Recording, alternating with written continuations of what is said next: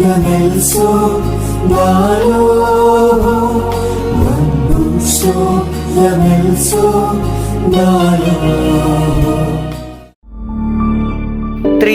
ദൈവത്തിന് സ്തുതി. വലിയ നോമ്പിന്റെ കാലത്തിലൂടെ നാം ഒരിക്കൽ കൂടെ സഞ്ചരിക്കുകയാണ്. ഇതുവരെയും ആചരിച്ചു പോന്നിരുന്ന സാധാരണ ജീവിതത്തിൽ നിന്ന് വ്യത്യസ്തമായി ദൈവത്തോട് കൂടുതൽ ചേർന്ന് നിന്നുകൊണ്ട് പ്രാർത്ഥനയിലും നോമ്പിലും ഉപവാസത്തിലുമൊക്കെ കൂടുതൽ തീക്ഷ്ണതയുള്ളവരായി തീരുവാൻ നമുക്ക് ഓരോരുത്തർക്കും സാധിക്കട്ടെ.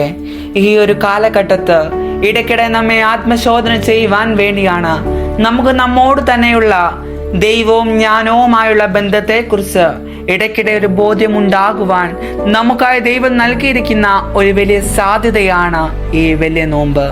നമ്മുടെ കർത്താവ് 40 ദിവസം നോമ്പ് നോറ്റ് ആകൽക്കർസായി ജയിച്ചുവെന്ന് പിതാക്കന്മാർ പഠിപ്പിക്കുമ്പോൾ പരിശുദ്ധ നോമ്പിന്റെ ആരംഭ പ്രാർത്ഥനയെ തന്നെ നോമ്പ് ജയത്തിന്റെ അടയാളവും ശത്രുവായ സാത്താന്റെ നേരെയുള്ള തോൽക്കാത്ത ആയുധവുമാണ്. വിശുദ്ധ മത്തായി എഴുതിയ സുവിശേഷം 6-ാം അധ്യായം 6-ാം വാക്യത്തിൽ ഇപ്രകാരം കാണുവാൻ സാധിക്കും: നിങ്ങൾ പ്രാർത്ഥിക്കുമ്പോൾ അറയിൽ കയറി വാതിലടച്ച് രഹസ്യത്തിലുള്ള നിന്റെ പിതാവിനോട് പ്രാർത്ഥിക്കണം. മനുഷ്യ ശരീരം ദൈവത്തിന്റെ ആലയവും ദൈവം അതിൽ വസിക്കുന്നുവെന്നും യേശു തമ്പുരാൻ തന്റെ ശിഷ്യന്മാരെ ഓർമ്മിപ്പിക്കുന്ന ആദ്യ ഭാഗങ്ങളിൽ ഒന്നാണ് ഇത്. ഈ വിശുദ്ധ ദിവസങ്ങളിൽ നമ്മെ പുറം കാഴ്ചയിലേക്ക് നയിക്കുന്ന ശരീരത്തിന്റെ എല്ലാ വാതായങ്ങളും അടച്ചിട്ട് യേശു തമ്പുരാന്റെ സന്നിധിയിൽ ആയിരിക്കണമെന്ന് ദൈവം നമ്മോട് ഓർമ്മിപ്പിക്കുന്നു. കതകടച്ച് അലമുറയിട്ട് പ്രാർത്ഥിക്കുന്ന ചുങ്കക്കാരന്റെ അടുത്തും കൈകൾ കൂപ്പി കണ്ണുകൾ ഇറുക്കി അടച്ച് പ്രാർത്ഥിക്കുന്ന പരീക്ഷന്മാരുടെ അടുക്കിൽ നിന്നും യേശു തമ്പുരാൻ ശിഷ്യന്മാരോട് ഇങ്ങനെയൊക്കെ ഉപദേശിക്കുന്നു: ദൈവത്തിൽ നിന്ന് നിങ്ങളെ അകറ്റുന്ന എല്ലാ കാഴ്ചകൾക്കും നേരെ നിങ്ങളുടെ വാതിലുകൾ അടയ്ക്കണം എന്ന് യേശു തമ്പുരാൻ ആവശ്യപ്പെടുന്നു. നോമ്പുകാലത്തിന്റെ ഇനിയുമുള്ള പവിത്രമായ ദിവസങ്ങളിൽ വാതായങ്ങളൊക്കെ കൊട്ടിയടച്ച് അവന്റെ വലിയ സമാധാന ആശംസയ്ക്കായി കാതോർക്കണം. അനുഗ്രഹിക്കപ്പെട്ടവരെ, നമുക്ക് ഒരുക്കത്തോടും പ്രാർത്ഥനയോടും കൂടെ നമുക്ക് നമ്മുടെ മനസ്സിനെ ശുദ്ധീകരിക്കാം.